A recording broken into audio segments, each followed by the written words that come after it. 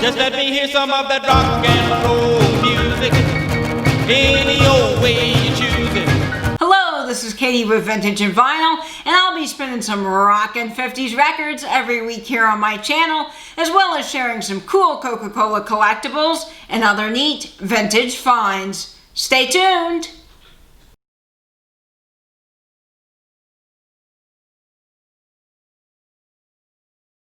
Hey guys, this is Katie with Vintage and Vinyl, back with another great video for you.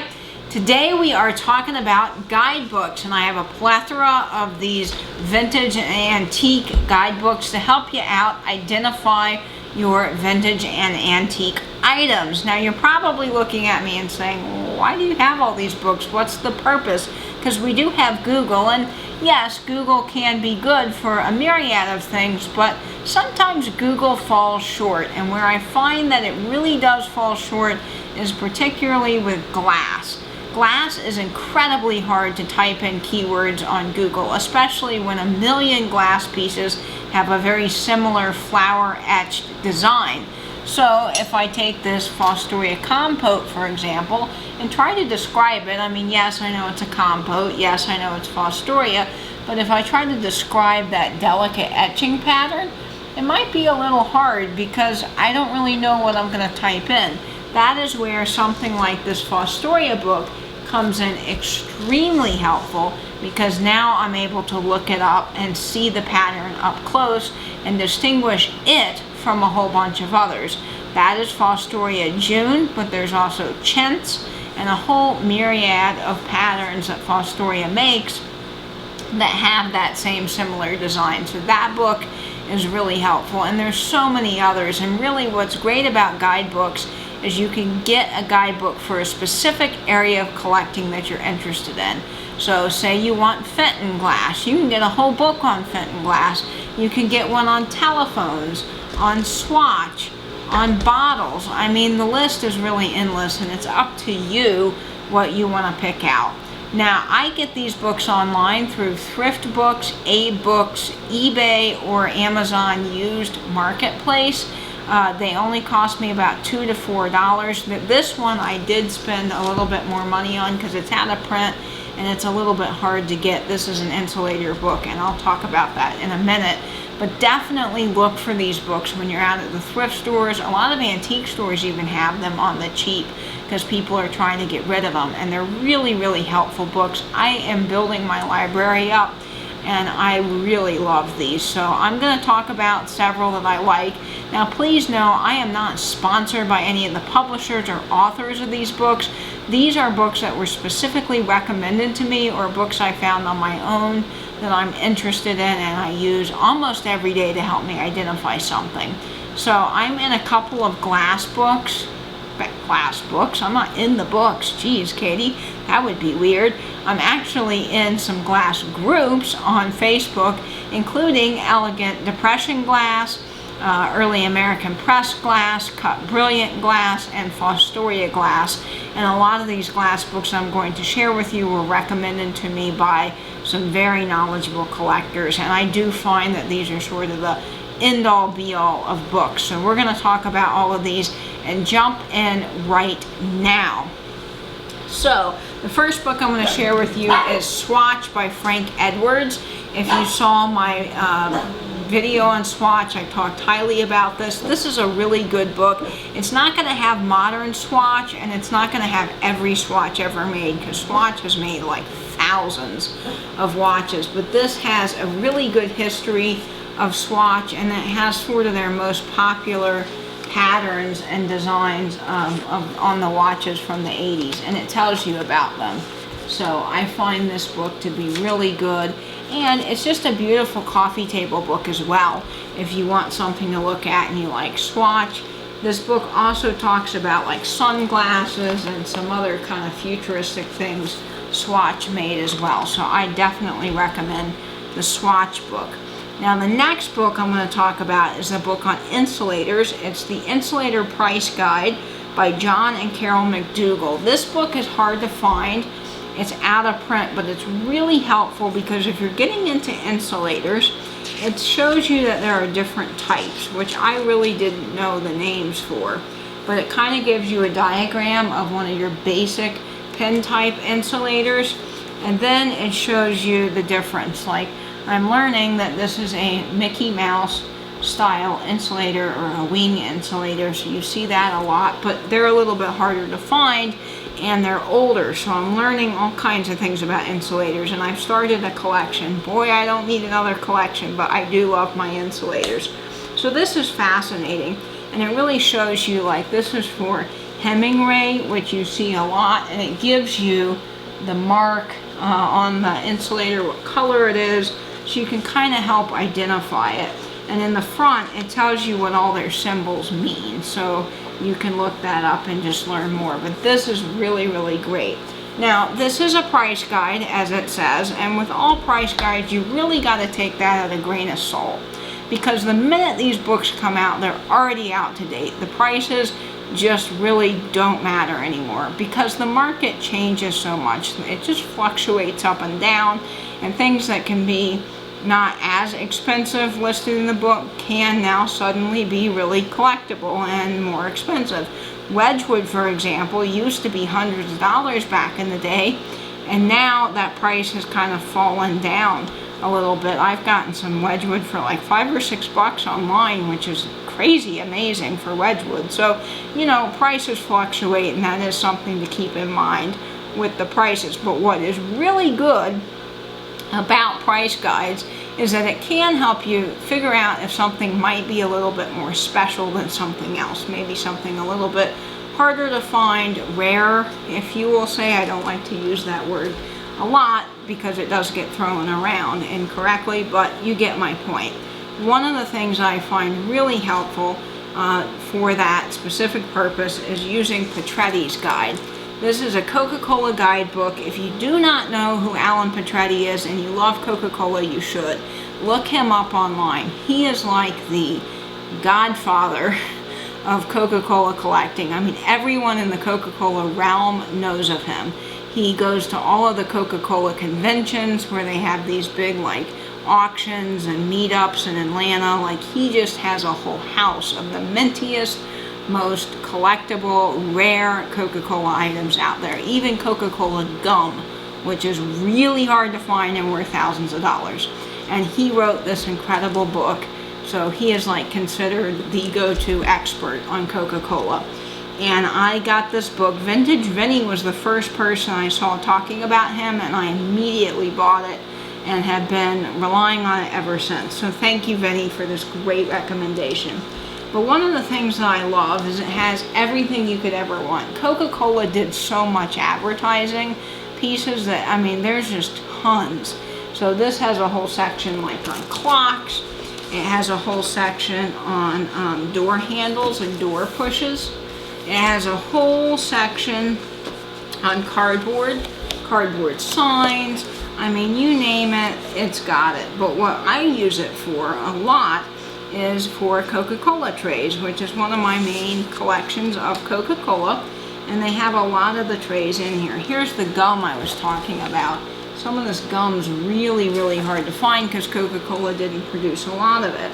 So one wrapper is going for $3,000 in this book. Now that is a great example of probably the prices can be a little off because I don't know what the current market value is. I know it's up in the thousands, but it may be more, it may be less than that. But what helps you kind of go, you know, if you had, say, a Coca-Cola stick of gum, which I doubt because they're really hard to find, but if you did and you looked at that, you could go, oh wow, that must be something of an item. You know, I gotta look that up and find out more about it. So that's where the prices do kind of help you, is to go, wow, okay, there's a reason it's $3,000, you know, and then you can go from there and do your research. But as I was saying, back to the Coca-Cola trays, this is what I really use this book for, is I rely on the wealth of knowledge of these Coca-Cola trays that are in here, because there are so many trays that were reproduced in the 70s, and there's even fakes on the market that you have to be careful of. So this book really does help with the serving trays, and it gives you really some great information. I was trying to find the page with all the serving trays, but This book is so big, I mean, it is impossible. There it is, to find exactly what you want unless you mark it. But this is all the serving trays. There's more. There's just tons of serving trays. This book is also great because in the back, it talks about fantasy and reproduction. So things that were never made by Coke or were just a fake, you know. And so that really helps you identify stuff, because a lot of times you do see people listing, for example, I see this a lot, those Coca-Cola knives or the bottle openers that say pay here. Those are fantasy items. Coke never made those, and they're really only worth about $1, but people mistake them as the really old bottle openers from the 1900s and then suddenly want to charge like $500. And that's where this book is really helpful, because you can look that up and go, whoa, whoa, whoa, that's not actually ever produced by Coke, and you can avoid getting scammed. So this book just has tons of information, and in my opinion is the end-all be-all of Coke. So I highly, highly, highly recommend that book. Really, if I could only have 2 books out of everything, I would pick that book as my first book, and then probably the next book I'm about to show you, which is Warman's Depression Guidebook. This is phenomenal. This book really, really is a great book. It's kind of, again, one of those end-all be-all books that everyone in the glass groups keeps talking about. Every newbie that comes on to any of the depression glass groups I'm in, they always say, get Warman's, get Warman's. And when I finally got it, I see why. It's just a very solid book. One of the things that I really like about this is it has a shape guide. So it kind of shows you the most common shapes for edges of glass, and it gets you familiar with that, because even if that glass doesn't have a maker, you might be able to identify the pattern that way. So that is really helpful. The other thing that I love along those same lines is it shows you up close a variety of little thumbnails of different common kind of patterns. And sandwich is a great example of this. I love sandwich glass. I'm a big collector of it. But sandwich glass isn't made by one specific company. It's not like, say, Parrot, which is a very good and fun glass pattern. Sandwich glass was made by Duncan and Miller. It was made by Hawking, and it was made by Indiana. And sandwich glass is not just a regular old pattern, you know. It actually comes from Sandwich, Massachusetts, from a mold. It's pressed glass, and that mold is called Sandwich, mold from Sandwich, Massachusetts, and Sandwich glass. Anyway, enough of the history on that. This book really does help you to show the slight differences between the different companies. Because yes, it is sandwich glass, but each company has a slightly different design on their flowers. And so you can see that up close by using this little thumbnail in this book here, which is extremely helpful.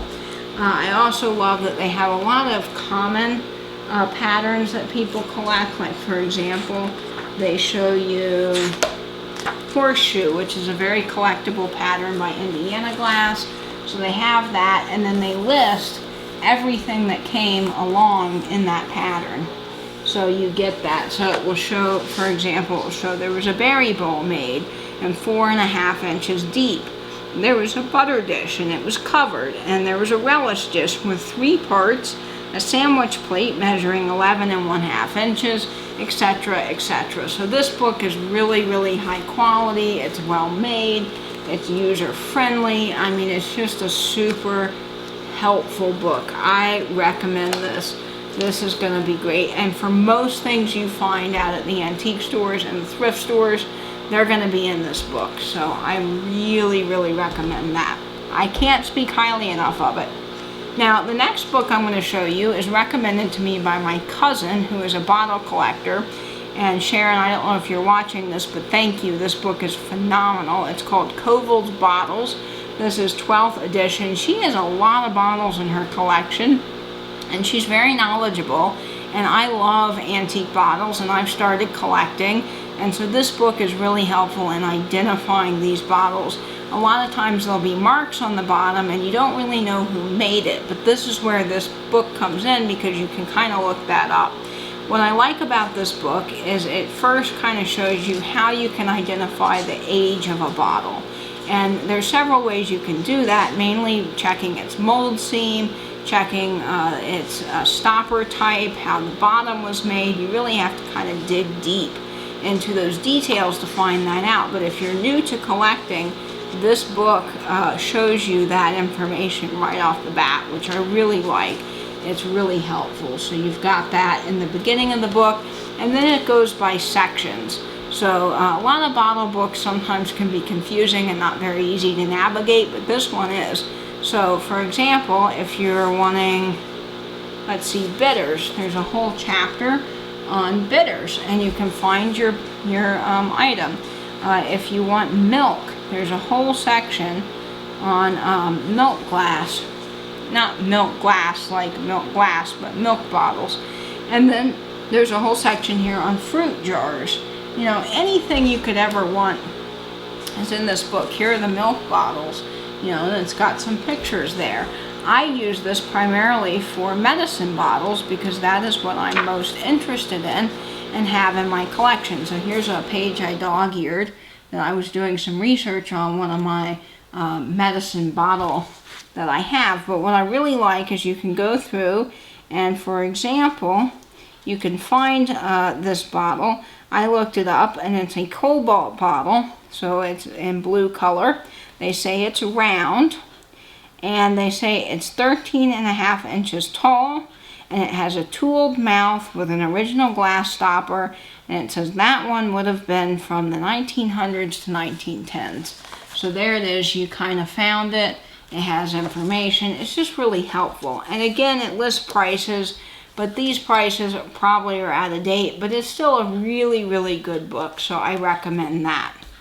Now, the next book is one that I featured in the deep dive I did with Patrick over at Trusty Huckster Mercantile. So if you haven't seen Patrick's channel, you really ought to go check him out, along with Vintage Vinny, who I mentioned earlier. They're just great channels here on YouTube. But I got the privilege, man, today I cannot talk, folks. But anyway, I got the privilege of doing a wonderful deep dive on typewriter ribbon tins, and I featured this book. I absolutely love this book by Darryl Rare, and the reason that I love it is because it is one of the only books that actually goes in depth on typewriter ribbon tins. Now, this book is a phenomenal wealth of information on antique typewriters and other office collectibles, so if you're into that like I am, you can learn more about that. But you can also kind of learn about typewriter ribbons, which is something that I collect. And what I find interesting is that not only does this book have a good resource for the typewriter ribbon tins, as I mentioned, it also talks about antique typewriters, office collectibles, adding machines. I mean, there's just a lot of information in here. And on the front, what I find really helpful is it kind of gives an overview of the typewriter parts, which I just think that is really useful information that most of us don't think about, but kind of would like to know.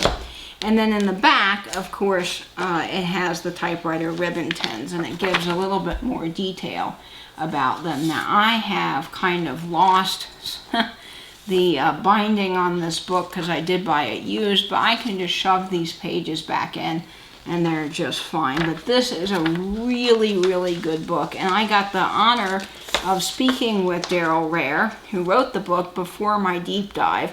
Not sponsored by him, but I found his number. I think it listed his number in the back of the book, and I just called it on a whim. Didn't think he'd answer, and lo and behold, all the way in California, he answered and spent 20 minutes with me talking about typewriter ribbon tins and answered all of my questions. So I was just thrilled. It was such a great conversation. So I love this book and definitely recommend it. Now, the next book I want to show is an interesting book that I picked up when I was in Tampa, and I was at the Museum of Photography. I think that's what it's called, but it's in Tampa, and I just had to have this book because I thought it was so cool.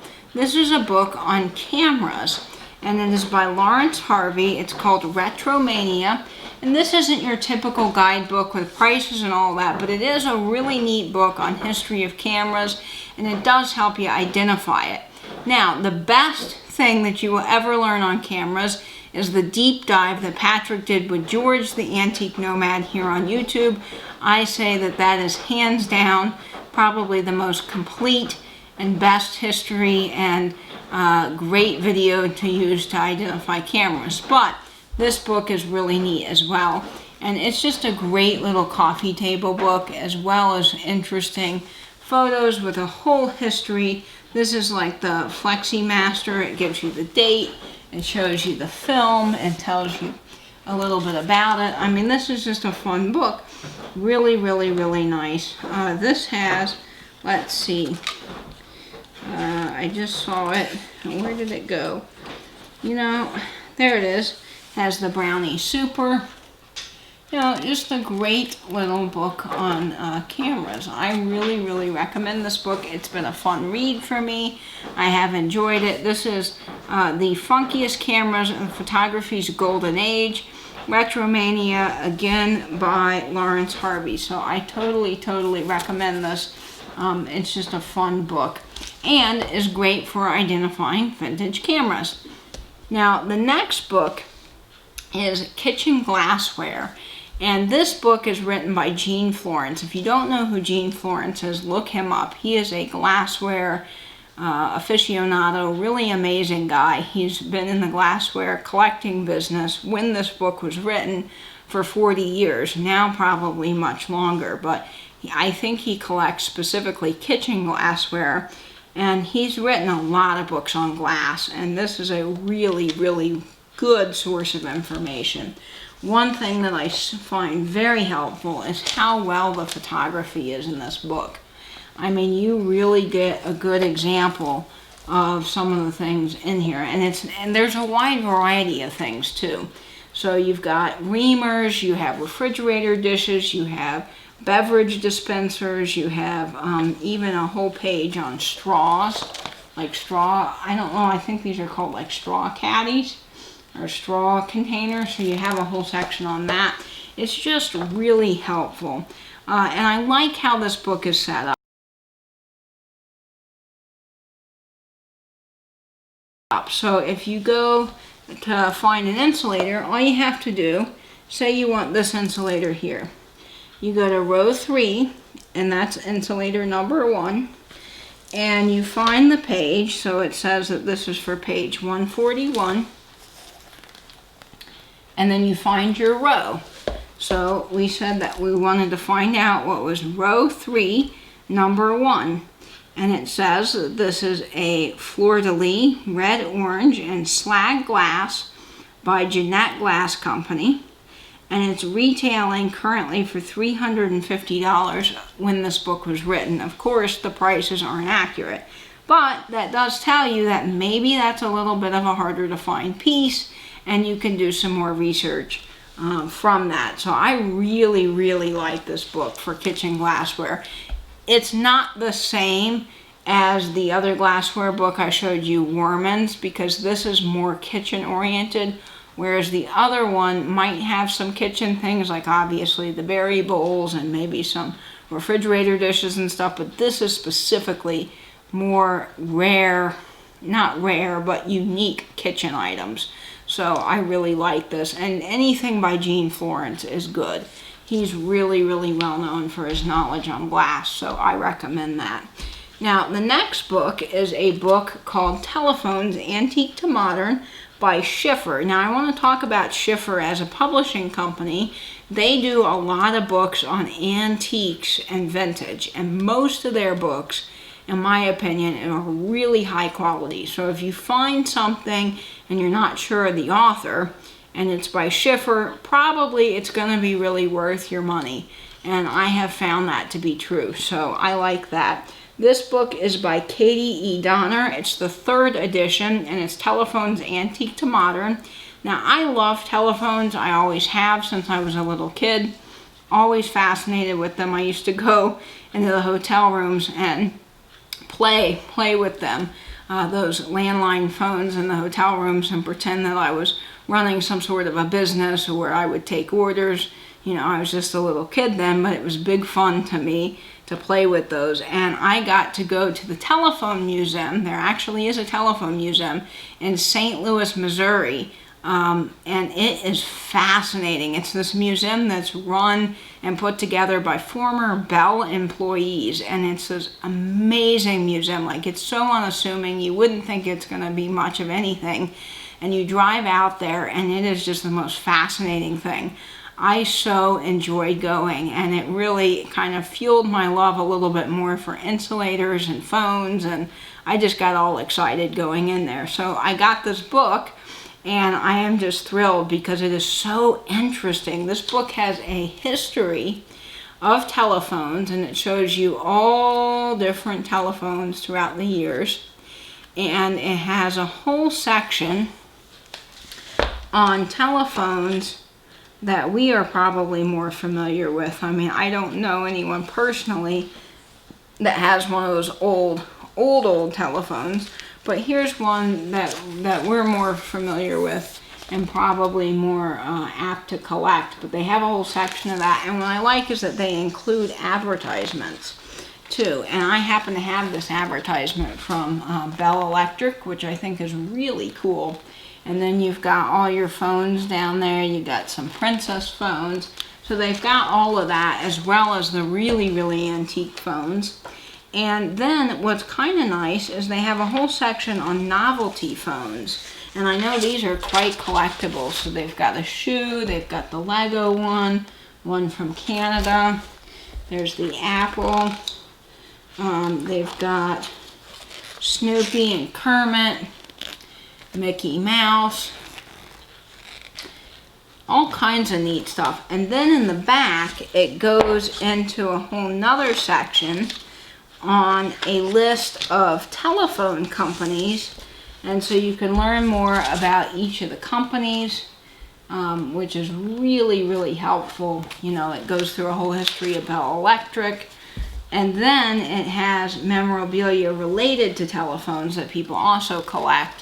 So you've got this great collection of things from Bell Electric, neat advertising pieces, which I find really cool. Like, here's a bunch of signs, and I mean, this book is just really helpful. And if you get it just for its looks, that would be fine too, because this would make a really interesting coffee table book.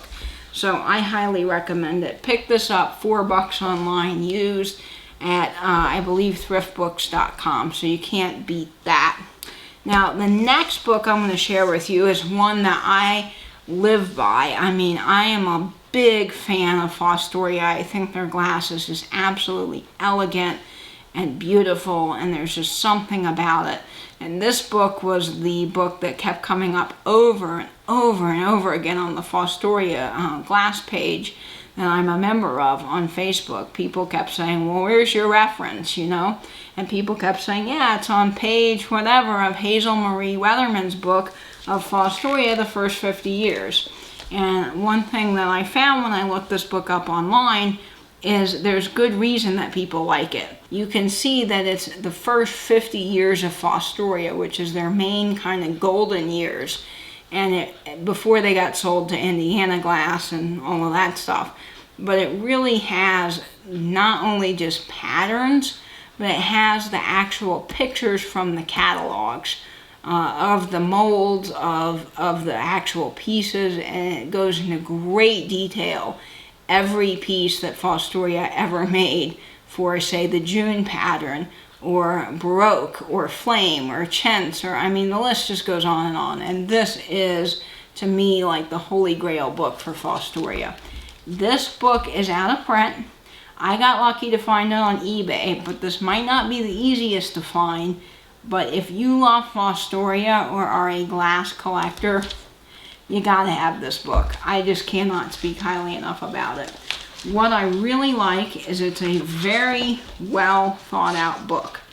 So in the beginning, they show you a whole history of Fostoria.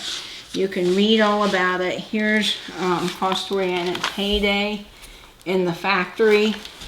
and they show you more pictures of inside. I mean, it's just got a lot of information that's kind of neat to read. But then as you get more detailed, they have a lot of different patterns of different Fostoria glass. And this book's large, so it's a little bit hard to show, but this is the fern pattern, and you can see how detailed it is. It even mentions that this is plate number 305, which to collectors is a pretty big deal, and I constantly see that on the glass groups, people talking about, well, this is from number whatever, whatever. So I think that's really helpful. This is June. This is the compote that I showed at the beginning of the video. Here's June. And I mean, there's just so much. This is Trojan. That's another really common but beautiful Fostoria pattern. So I mean, you just cannot go wrong with this Fostoria book, and I would definitely add this to your collection if you love Fostoria. Now the last book that I'm going to share with you is a book on tens, and there's actually 3 books in this series, but I just have the one that I pulled because they're all the same, other than that they're different insides, but they're the same title, so you'll get the idea. But this is a book by Fred Dodge, and I have seen this on the Brass Armadillo Antique Mall page on YouTube, and a few other collectors in the Antique Tens group that I'm in reference this. So I am pleased with this book. Now, the one thing I will say is this is antique tens. This is not like vintage tens. So there's really not a book for that, which is a little bit frustrating. But it does have a lot of good tens. And one thing that's a good strong suit of this book is that it spends a lot on tobacco tins, which, as we all know, tobacco and coffee are your 2 most collected or biggest areas of antique advertising tins, or advertising tins in general. Typewriter tins, not so much. There's not a whole bunch of people collecting them, but tobacco, coffee, and food tins are very popular in the tens group. So this probably has, I'd say, almost half the book. Well, yeah, I mean, this, holy cow. Yeah, almost half the book is, this whole chunk is just tobacco tins, which is amazing. And then there's a whole section on coffee. So you've got your coffee. Then it does powder. So you've got your powder tins. And then it goes through to spice. So you've got spice tins. I mean, it really is a good in-depth book. And it will tell you the company. It will tell you a little bit more about the tin itself. The one thing is it doesn't have a date. But as we all know, tins are a little bit hard to date. So you kind of have to get the tin and use your clues. Like maybe it doesn't have a zip code, or maybe its font is this way, or maybe the age of the metal, or maybe it's made by this company. You know, those kinds of things you'd have to use to date it by yourself. But this tin is really good at just helping you genuinely identify what you have. And it's a beautiful book. I mean, I have enjoyed flipping through the 3 books in this little series and picking out tins that I might want to add to my own collection. So for nothing else, that book's really great for that. So Antique Tins by Fred Dodge is the last book that I'm going to be sharing with you all today. I really love these advertising. Well, they are kind of advertising because you're getting a specific product featured in these books. But I really love these guidebooks, and it's really great to build up a library and just be able to reference them when you need to, or just sit down and look for something. Really, there's nothing to me like having a physical copy of a book. Even though we have Google, there is nothing like having real information in front of you, because sometimes Google just doesn't get it, or it doesn't have it. So you definitely need to go a little bit old school sometimes. So I hope you guys enjoyed this video, found it helpful. I hope you guys will follow me this week. I've got some big things coming up. Friday, my record video will be out as normal. I'll be sharing some awesome 50s records with you all. I just got one in the mail that's really exciting because it's an original press, and I'll be sharing that with you this week. And then Saturday, you don't want to miss my live subscriber video. I'll be giving away some things. I'm going to give you a little sneak peek. I'll be giving away this Elvis record, so you don't want to miss that, and some beautiful, let's see if I can pull it out of my mystery box here, some beautiful Fostoria coin glass. So you do not want to miss this live subscriber celebration. We'll be playing games, having fun in the chat. All of the regular people, I hope, will come by, and we'll be able to hang out and have fun together and win some prizes. So that is all for this video. Stay in, stay safe, and binge YouTube. That's why I go for that rock and roll music. Any old